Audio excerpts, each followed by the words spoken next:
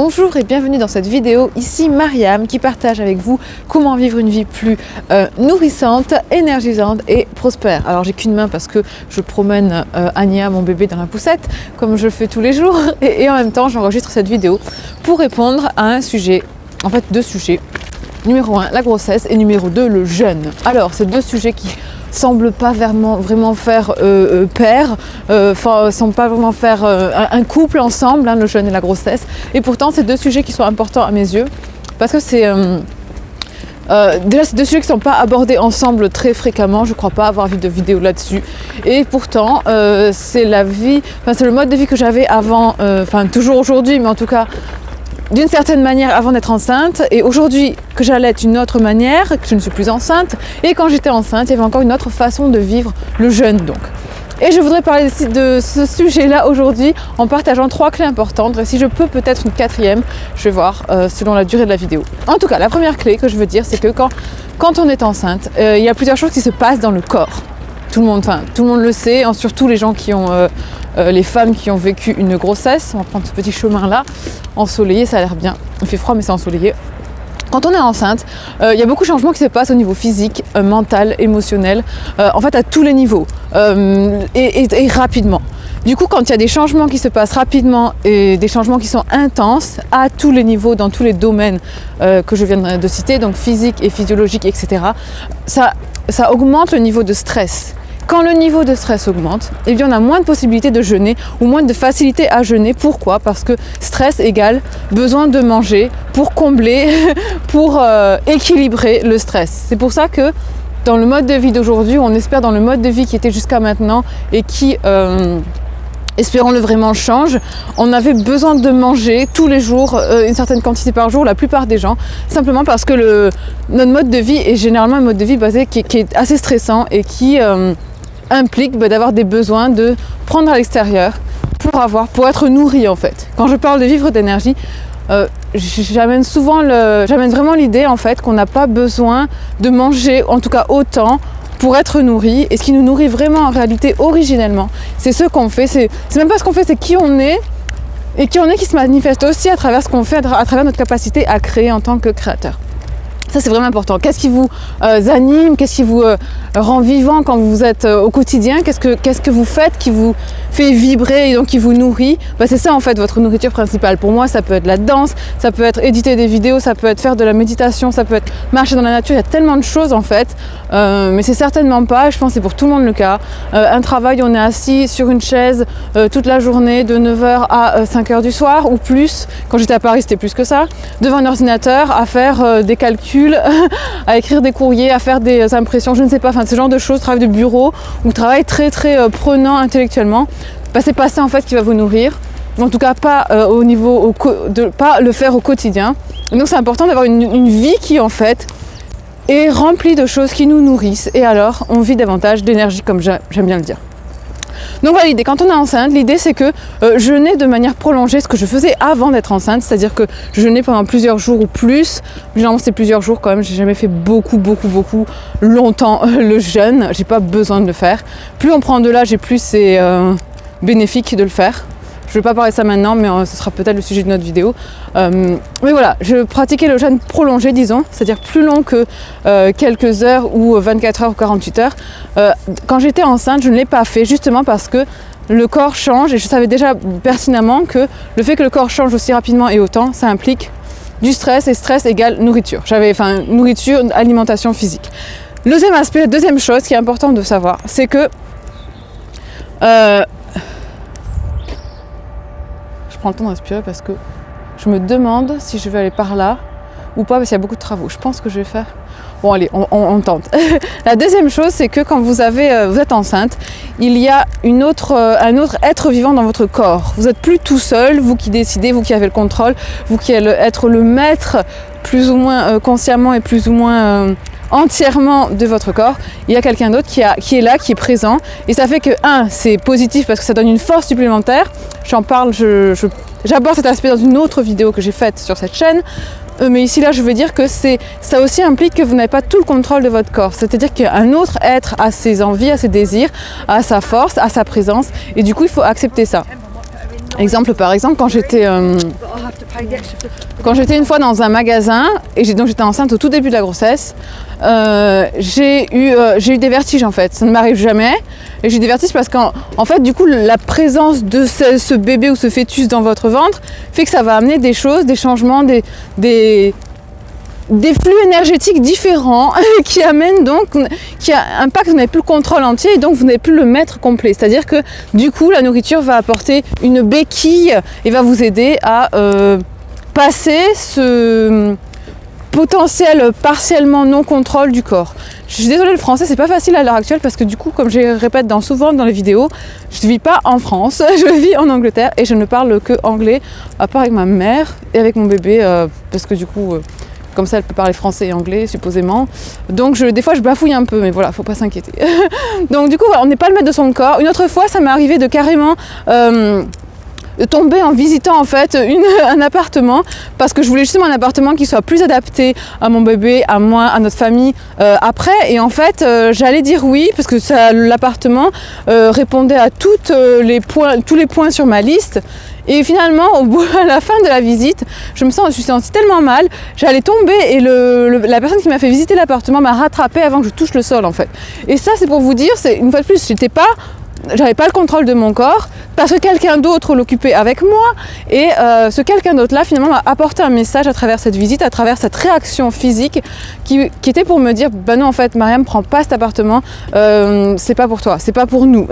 Et je me suis contente que ce soit arrivé parce que finalement ça permet vraiment de réfléchir davantage. Et comme je dis, quand on est deux dans un corps, c'est vraiment le cas quand vous êtes enceinte, eh bien il y a une double force. Ça amène aussi des choses qui sont pas forcément prévisibles donc, mais ça amène aussi voilà, l'importance d'avoir que l'alimentation physique, que le jeûne ne représente pas une si grande partie dans votre vie parce que du coup, si vous n'avez pas tout le contrôle, ça crée là aussi un stress supplémentaire et du coup stress égale alimentation physique pour combler, pour aider. Ok, pour le point numéro 2. Point numéro 3 que je vais aborder par rapport à l'aspect du jeûne et de la grossesse, c'est que si on ne pratique pas le jeûne prolongé, c'est-à-dire que si on ne jeûne pas de manière prolongée, c'est-à-dire longue, plusieurs jours, etc., ou plus long que ça encore, je conseille, c'est ce que j'ai fait, le jeûne intermittent, mais quotidien. C'est-à-dire que dans votre journée de 24 heures, je sais qu'il y a un bus là, ça va faire du bruit, je vais revenir de l'autre côté. Dans votre journée de 24 heures, eh bien, au lieu de manger 3 fois par jour, le matin, le midi, le soir, donc de manger régulièrement, ce que conseillent les gens quand vous êtes enceinte, et là je ne dis pas que vous ne devez pas le faire, je ne suis pas docteur, mais je vais revenir là-dessus après. Le jeûne intermittent, c'est super parce que, en tout cas moi je trouve, ça vous donne une énergie, ça vous permet de rester au contact de votre énergie de base, hors enceinte, et en même temps ça vous donne la possibilité aussi donc de vous alimenter, d'aider ce processus à se passer de la manière la plus harmonieuse qui soit. Il fait super soleil, je pense que j'apparais en ombre un petit peu. Mon bébé se réveille je crois, ou alors elle fait des danses avec ses mains. Je pense qu'elle fait des danses avec ses mains mais qu'elle est en fait endormie. Ma chérie, je vais faire une petite pause, je pense, je reviens. Du coup, en effet, le jeûne intermittent, par rapport au jeûne prolongé, je trouve que c'est quelque chose qui est un vrai outil pendant la grossesse. Donc chaque jour, moi par exemple, personnellement, je ne mangeais pas le matin et le soir, je me prenais mon dernier repas tôt, vers idéalement, alors c'était pas tous les jours comme ça dépendait de mon emploi du temps, vers 18h, c'était le max en fait. Ce qui fait que pendant, alors j'ai pas compté, ça fait peut-être 18h, pendant 18 à 20h, pendant 18h, je pense que ça fait ça 4 fois 3, 12... je sais plus, 12, 13, 14, 15, 16, bon, 16 à 18h, je ne prenais pas d'aliments et le reste, surtout l'après-midi, du coup, c'est là que je prenais surtout mes repas en fait, ou mon repas, ou ça dépendait. Quand je dis repas, je considère que les jus, les liquides, c'est à manger aussi, hein, parce que pour ceux qui... des repas pour moi égale calories, égale à manger, égale repas. Parce qu'il y a des gens qui considèrent que le jus, c'est pas un repas, les smoothies, c'est pas un repas, et les gens qui dans le milieu dans lequel je travaille disent avoir eu une grossesse sans manger, en réalité ils mangeaient des smoothies, des soupes, des fruits, mais ils ne considéraient pas que ça c'était l'alimentation. Donc du coup je suis pas d'accord. Parce que aliment pour moi, calories égale aliment, du coup aliment égale manger, voilà. Mais après on peut appeler ça le jeûne liquide, on peut, voilà, mais pour moi jeûne c'est pas de calories. Anyway, comme on dirait en anglais, donc je trouve que ça permet d'avoir voilà, le jeûne intermittent sur une base de 24 heures. Donc après vous choisissez le nombre d'heures pendant lesquelles vous ne mangez pas, si c'est quelque chose qui vous intéresse, si c'est quelque chose que vous pratiquez. Mais si vous ne pratiquez pas ça avant d'être enceinte, je le déconseille parce que du coup ça va créer un stress supplémentaire à votre corps qui va déjà passer sous le stress de la grossesse. Ça ramène un double stress qui n'est pas l'idéal dans ce moment-là. Le stress d'amener quelque chose de nouveau alimentairement, plus quelque chose de nouveau physiquement, physiologiquement, etc. Comme j'ai déjà dit. Mais ce que j'ai fait moi, comme j'étais déjà habituée à jeûner, du coup ça marchait super bien et j'ai continué là-dessus. Et aujourd'hui c'est aussi ce que je pratique, comment dirais-je, je peux rallonger, comme j'ai à l'aide, c'est un peu différent encore, c'est une autre forme d'expérience slash changement de vie. J'en parlerai peut-être plus tard sur la vidéo sur l'allaitement, j'expliquerai comment je m'organise parce que ça, là aussi c'est un peu plus complexe. Mais en tout cas pendant la grossesse, voilà, je pratiquais le jeûne intermittent, donc tous les jours je prenais des calories, donc des repas, surtout l'après-midi et pas le matin, et du coup pas le soir non plus, sauf exception, voilà, si j'étais en famille, etc. Voilà, et ça m'a permis d'accoucher, enfin ça et l'activité physique et le mindset, 3 choses, m'ont permis d'accoucher sans aide médicale, sans péridurale, sans médicaments, sans antidouleur, en 9 heures, max 10 heures de travail, 4 heures de travail intensif, aucune poussée, je n'ai pas eu à pousser quoi que ce soit. Mon bébé est arrivé en une poussée, mais que mon corps a manifesté, mais sans moi qui essayait de pousser, si vous voulez. J'ai fait une vidéo en expliquant ailleurs sur cette chaîne, regardez. Et voilà, en fait, et j'ai accouché à la maison, donc dans la baignoire, comme je dis, voilà, pas de poussée, ça s'est fait très vite en fait. Elle est arrivée vraiment entre son passage, voilà, c'est fait rapidement et sans difficulté de quoi que ce soit, sans aucune déchirure, sans épisiotomie et niette. Voilà.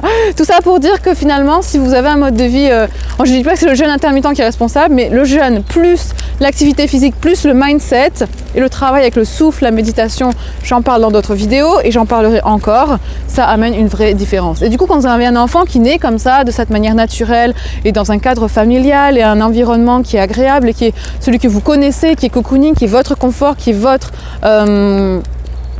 make-up, j'ai envie de dire, ça fait vraiment une différence. Ça fait des bébés qui sont plus calmes, des bébés qui sont du coup moins stressés, qui arrivent dans ce monde d'une manière beaucoup plus harmonieuse et paisible. Et ça fait une vraie pour moi différence. Même pour vous, pour récupérer, ça n'a rien à voir. Le jour même, j'étais en train de marcher, le lendemain, j'étais en train de danser. Enfin, nickel, quoi. J'ai pas eu de fatigue, de rien de spécial. Le seul moment de fatigue que j'ai eu, pour être honnête, c'est quand je suis allée à l'hôpital après pour faire retirer le placenta.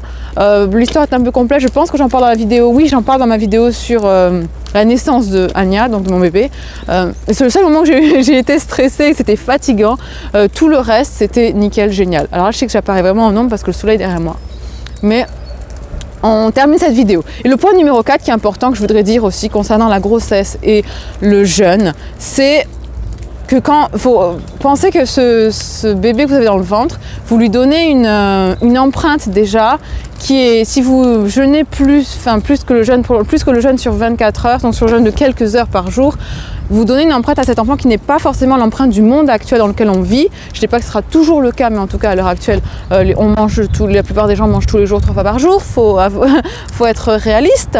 Et du coup, si votre enfant n'a pas cette habitude-là, eh bien, ça va pas être l'idéal pour lui d'arriver là. Vous lui donnez une empreinte qui est différente et qui va faire qu'il va devoir lui travailler, donc lui, votre enfant, travailler sur cette différence-là. Alors je dis pas que c'est pas possible, je dis que c'est délicat parce que les personnes que je connais qui ont jeûné plus que quelques heures par jour tous les jours, qui ont jeûné plusieurs jours par exemple d'affilée, qui ont fait ce qu'on peut appeler aussi le jeûne prolongé, elles ont eu des enfants, un bébé qui par exemple ne tétait pas à l'arrivée, n'a pas tété pendant plus de 24 heures et un enfant qui n'a pas mangé de nourriture solide avant l'âge de ses 3 ans. Je donne un exemple, je ne vais pas citer de nom, hein. Et du coup ça fait des enfants après qui ont des difficultés socialement à s'intégrer avec les autres enfants parce qu'ils n'ont pas le même mode alimentaire. Et du coup s'ils se mettent à manger comme les autres enfants, et bien problème parce que leur estomac n'est pas habitué, leur psychologie n'est pas habituée. Vous voyez ce que je veux dire, leur make-up n'est pas fait autour de le même mode alimentaire, la même fréquence d'alimentation. Et ça peut être dangereux. Je ne dis pas, autant leur laisser le choix et eux-mêmes faire le travail de peut-être décider de manger d'une autre manière. Mais c'est délicat voilà, d'imposer entre guillemets à son enfant le jeûne prolongé pendant la grossesse. Parce qu'après, il n'aura pas la même empreinte que celle du monde actuel. Bon, alors là, je rentre dans un sujet qui est très délicat.